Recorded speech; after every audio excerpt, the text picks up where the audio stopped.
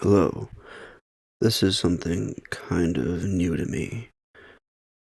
I've been told that I should make podcasts or something like that in the past, and I already do have a podcast. It still technically exists. It is called Revolution of the Board. It is with my buddy David Gomez, and I've known him since, God, 7th grade. And yeah, we've been making episodes since October 2011, and it was about once a month, maybe. And that kind of fell apart, I guess. Well, not really fell apart. We just kind of stopped doing it. In fact, I don't even think I'm on the last episode or the last uploaded episode. Um, but we'll get back to it again. We're still in contact, and I do consider him a very good friend because he's seen me at some of my lowest levels. So this, I guess, can be a introduction of sorts. Currently using the laptop's microphone. Not quite sure if it's going to be the best quality, but it's all that can be done at the moment. As I was going to get a USB microphone earlier today, but apparently Best Buy closes at 7 p.m. here. And that was news to me. I thought they were open at least till 8 or 9. At least that seems like a reasonable hour. Most likely when I was growing up and I would go to those stores a bit often. Best Buy and Barnes & Noble, when they're pretty close to one another. And I'll most likely be rambling on about things just because I'm not quite sure where to go on this. But I guess to say a little bit about myself, I will be 37 years old tomorrow. And an artist, I guess you could say. Uh, don't really have a career that backs me up. Um, it's kind of been in and out of different things. Nothing solid aside from 8 years of data entry, which was its own kind of hell. It gave me a lot of time to listen to podcasts, though, and that's what kind of inspired Revolution of the Board, stand-up comedy and podcasts. Uh, I guess some of that instability was due to my own personal issues, uh, bipolar, along with relying on primarily alcohol to self-medicate over the years, and that's been just a huge problematic issue, I guess you could say. But staying clear from that because I don't want to get back to those lows again. But I guess you could say that I am an artist at heart. Was running for, or gunning for, actually, a major in ceramics, minor in sculpture. Uh, when I started college in '03, I was thinking about majoring in graphic design, and I was not good at graphic design whatsoever. I think it's the very customer-based art where it's not really something you can have fun with, at least in my experience. I had to take graphic design 1 twice because I failed it the first time. Sort of the same way that I took painting in '05 and I got a C. But getting into painting after watching a lot of Bob Ross episodes that I don't believe were on YouTube. It was some random website that had a bunch of them, a bunch of his episodes, The Joy of Painting. It helped me fall asleep in 2011, and that August I decided to start painting using his technique, basically just copying his episodes. Same techniques and everything. Got little Bob Ross sets and made use of that. And ever since then, and that's when I've been painting quite often, and I've enjoyed it immensely. It's been a major passion of mine, along with music, and a lot of that's been DIY, and I guess I've been kind of do-it-yourself for years. Back in high school, I was heavily influenced by the artwork of Jonan Vasquez, creator of Johnny the Homicidal Maniac, Squee, I Feel Sick, and I guess most notably Invader Zim. I was actually a junior in high school when Invader Zim came out, and I think I was already making my own kind of comics already by then, and for some reason, uh, either flipping channels or just seeing what I was watching something on Nickelodeon, and they were talking about in a commercial, a new cartoon by artist or creator Jonan Vasquez, and I heard that name and I was like, I have to check this out. And still one of the best cartoons out there, along with The Critic. But I guess I digress, and I'm going to be doing that a lot. But back in high school, making my own comics. I kind of made my own little mini comics.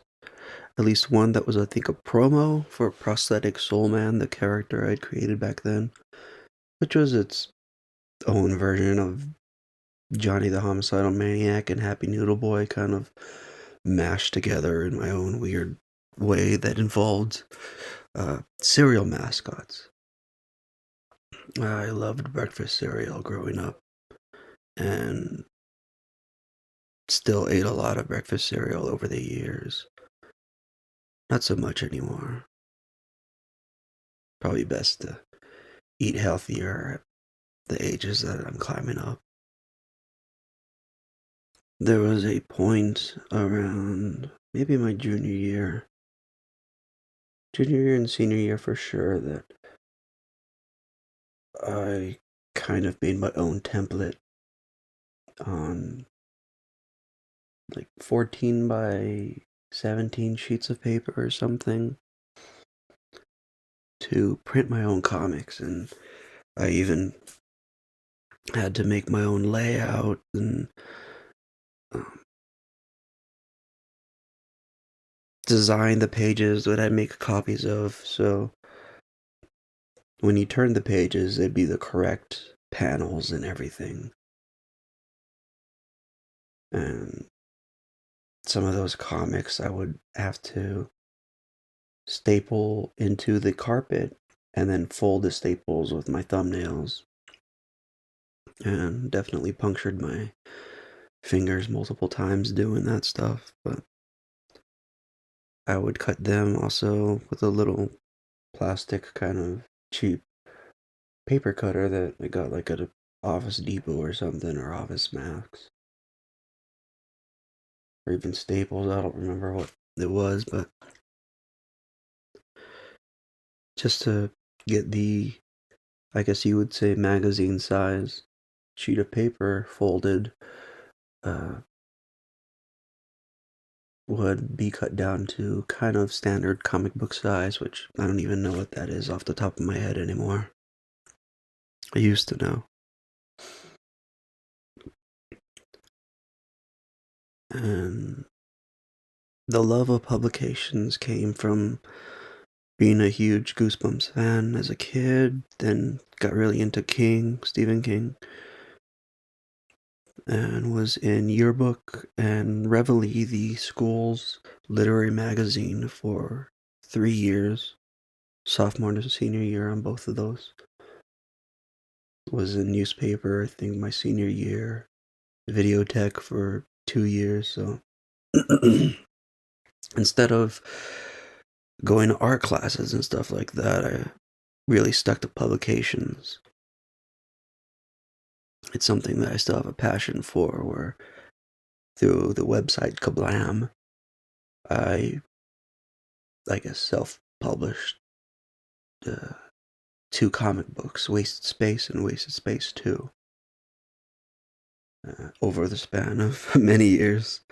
The first one came out like in 2012, and it was a short story I wrote that I expanded on. I wrote it back in like '07 or so. Was reading, I think, Fight Club and Choke around that time, so Chuck Palahniuk, hopefully I'm pronouncing it right, and death was definitely on my mind because I think it was around the time that a near and dear friend was taken from us, and I'll just leave it at that. Those of you who know what I'm talking about, yeah, God rest her soul. Uh, but it was essentially a story about uh, a guy that sees dead people in a way, and um, I guess deals with it by drinking. And that was even before I started, I think, having a problem with my self-medication. Most likely it was the birth of the problems. But there was a lot of issues with myself that I didn't take care of. Kind of regret that in my 20s. But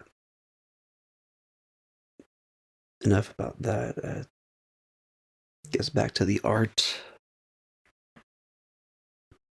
that I think in 2014 I produced 2 zines, heavily influenced by a fellow classmate back in college, drawing classes, Lisa. She had her zine, From Hell to High Water, and I loved it because it reminded me of the little mini comics I made, or um, I guess like of Reveille, about putting things together, but I wanted to make it collective, and I think she probably did the same thing. But I reached out to all my friends and people that I kind of barely knew and got submissions. So put stuff together with that, and there was going to be a third issue, but I just, I think maybe the interest died down or something. I'm not sure. Or maybe I wasn't pushing enough, where I just kind of gave up on it. But the love for publishing is still there. I hope to be making something again this year. It's going to be another collective thing, but I kind of, after maybe the first month, I grew to hate the name The Damage Trade. It just sounds fucking stupid. Maybe I was trying to be edgy, or I don't know. Who knows why we do anything aside from, ah, really, who cares? what matters most is the act of creating, of how it feels, how that loving accomplishment comes after making music, after performing music, after writing something, after painting, after drawing. One of my favorite things about making comics in high school was letting people in my classes read it, and I loved watching them read and kind of seeing where they're at with uh, where the parts they'd laugh and things like that. And that's one thing that I absolutely love, is making people laugh. My podcast co-host has told me that I should try my hand at stand-up comedy. Still haven't done it. Um, kind of have no interest in it, but I kind of have some bits that I've worked on over the years, and they're definitely dark. It's not trying to be edgy, it's just taking my truth and making it funny. So maybe one of these days I will, just for him. It'll be for your birthday, sweetheart, even though it's already passed. And guess on the topic of music, because I kind of mentioned that, I've been in really one other project aside from my own solo work, which has uh, been under, I think, a few different names in high school and after, but I adapted the screen name Morfiend back in 0304 on LiveJournal. And so after a certain point, that has grown to be just what I consider all my musical endeavors to be under that title. The current project that I'm very, very proud of is called Necrotech. We have our EP available on Bandcamp, and it is a immense pleasure to work with Joseph. And the few times in 2019, late 2019, that I'd go over to his place and um, we'd kind of work on stuff just in his kitchen. His wife would hang around and she'd kind of make some suggestions and really add to the songs, like little things that really make it complete. Like they kind of had their own language where she explained something that, I guess, in the drum rhythm for "Not Safe," and right when he added it, it definitely added this new layer to it instead of the very primitive work that if I wrote it, it would have been where my 2013 Hive Mind album, Morphine solo work, uh, most of those songs were essentially industrial punk songs. Industrial metal punk, I guess you could say, because a lot of the same notes, uh, very angsty and angry, but there wasn't much depth to any song. Maybe a few that still kind of resonate with me that I would still like to perform today, but that is very limited on that. And I was very grateful that people purchased it, that people supported it, people went to some of my shows. It is one of my biggest passions to perform on stage. It feels like I could become a different person, a better person, more real in a way, because I'm so used to having to hold everything in day to day, and uh, feeling like I have a lot of pent up energy over the day or over time. And it's in creating, it's in painting, it's in performing music that I can let this out, and it's exhilarating. It is something that definitely gives my life meaning.